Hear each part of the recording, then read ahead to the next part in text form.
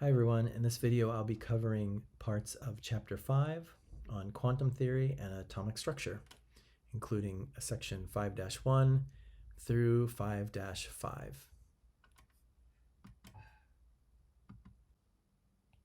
Okay, so we're going to start with a brief review of some of the previous topics that are important and leading to in the development of quantum theory and our current view of the electron.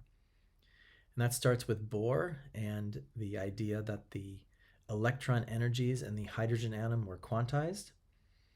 As shown here, the electron energies were restricted to specific energy levels governed by n here, the principal quantum number, which takes on integer values 1, 2, 3 on and up. So this principal quantum number n, according to this equation, leads to specific energy levels that are allowed. When n is equal to 1, you have the lowest energy level available for the electron in the hydrogen atom, or the ground state electron energy level. And as n increases, you have higher energy states, which are called excited states for the electron.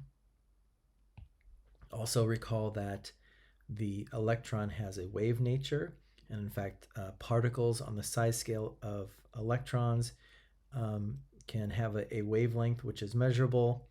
And a simple way to calculate the wavelength for a particle is using this equation, the de Broglie equation, in which lambda, the wavelength of the particle, is equal to Planck's constant divided by the momentum of the particle.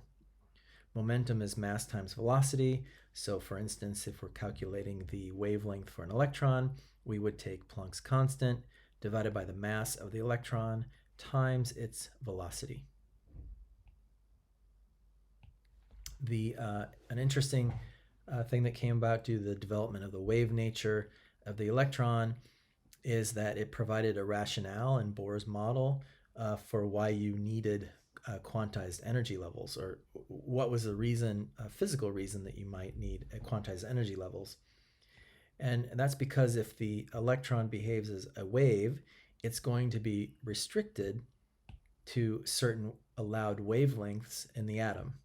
In other words, the wave nature creates the rationale, or the quantum condition that's required. And the reason for that is the electron as a wave is going to be restricted to wavelengths that satisfy this condition, where n times the wavelength has to be equal to 2 pi r, in other words, the circumference of the orbit. Next comes the uncertainty principle.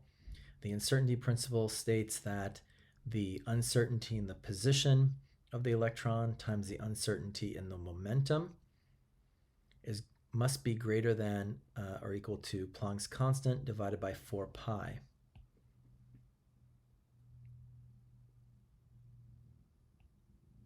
Okay, the takeaway idea from the uncertainty principle is that we cannot simultaneously know with great precision the electron's position and its momentum, in other words, its energy. So the uncertainty principle in the development of quantum theory completely requires that we disregard this idea of orbits altogether. And in the next few slides, we're going to talk about our current model of the electron that we use to describe the electron nature and the structure of the atom.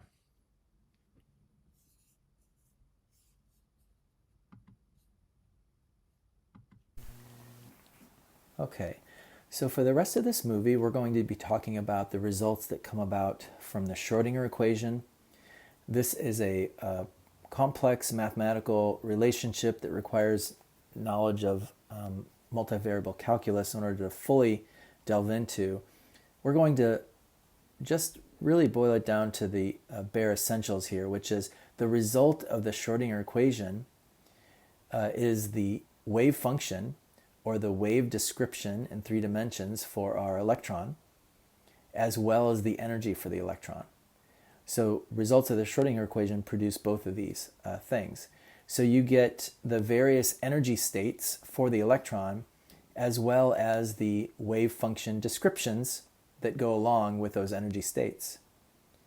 The wave function directly is not all that helpful. However, psi squared, the wave function squared, is interpreted to be the probability density for the electron. In other words, the likelihood of finding the electron in a certain region of space around the nucleus.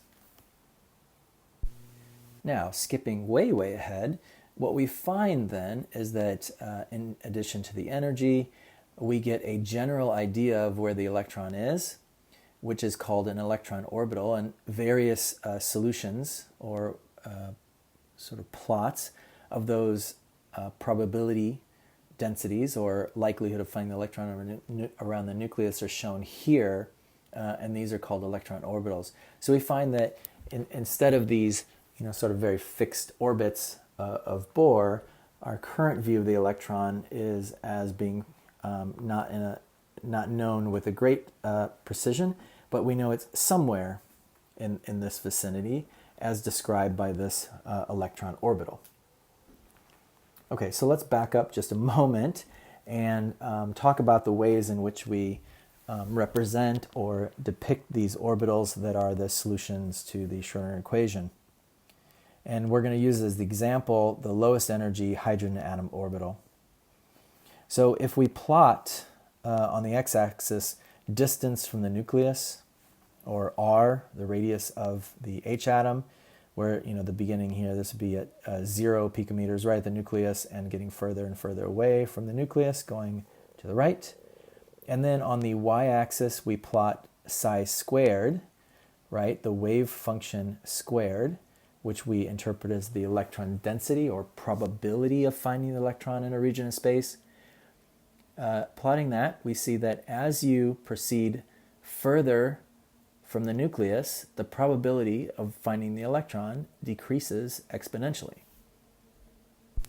Now, another way of depicting this, one that I like a little bit better, is called the radial distribution function, where you take your electron density times 4 pi r squared, and you get a plot that looks like this. And this is nice because it shows how the electron density is changing as a function of distance from the nucleus, going through a maximum probability shown here, which is at 52.9 picometers. So you see this increasing probability with the maximum probability of 52.9 picometers, and then decreasing again as you get further and further away from the nucleus. So it happens that this area, this distance at which you reach the maximum probability of finding the electron is 52.9 picometers, which is also called the Bohr radius. Another way in which we depict the electron, and these are much more common, so these plots are great for sort of showing how the electron changes as a function of distance from the nucleus. These two depictions have a little bit different way of doing that. So in this diagram right here, the density of the dots represent the probability of finding the electron. So the greater density of dots, the higher probability. And so you can imagine the nucleus on the inside of this sphere, right? And as you go right away from the center, the probability, right, is decreasing. In other words, the density of dots is decreasing as we go this way, indicating that the probability of finding the electron is decreasing as we get away from the nucleus, right? And that, of course, follows what we're observing here with these plots. As we move away from the nucleus, the probability of finding the electron is decreasing. The nice thing about these is that it shows, it gives you a more three-dimensional view of how that probability density is changing. And more often than not, we simply represent the overall probability density, say a 90% probability region of finding the electron.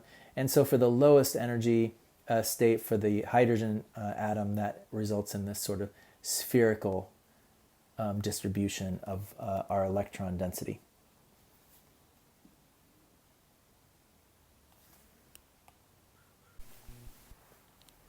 Okay, so next we want to talk about quantum numbers that are associated with the orbitals or the solutions to the Schrodinger equation. Recall the Schrodinger equation produces the energy for the electron as well as the wave description of the electron in three-dimensional space. And the psi squared is the probability of finding the electron in a region of space around the nucleus. Associated with each one of those wave functions, so each type of solution or orbital that comes about from the Schrodinger equation, are a set of three quantum numbers. Those quantum numbers are described as or labeled n, l, and m sub l. N is the energy quantum number. In other words, the principal quantum number that we've already talked about numerous times. You can think of it as in the same way that you thought of as the principal quantum number that came out of the Bohr description of our electron. In addition to the principal quantum number, though, since now we're dealing with a three-dimensional wave, we have additionally two more quantum numbers associated with these functions. L, which is the azimuthal quantum number, or the quantum number that is associated with the shape of the orbital that's produced by that wave function, or the square of that wave function. So we have the principal quantum number n, which is related to the energy of the electron. We have the quantum number L, which is related to the shape of the orbital for that electron. And then finally ML, which is related to the orientation of that orbital in three-dimensional space.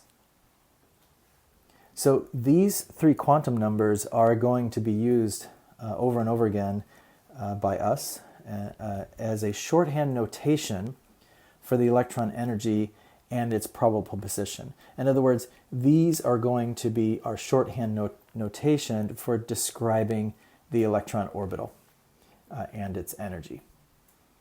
There's a fourth quantum number that is associated with electrons, and this is the spin quantum number, ms.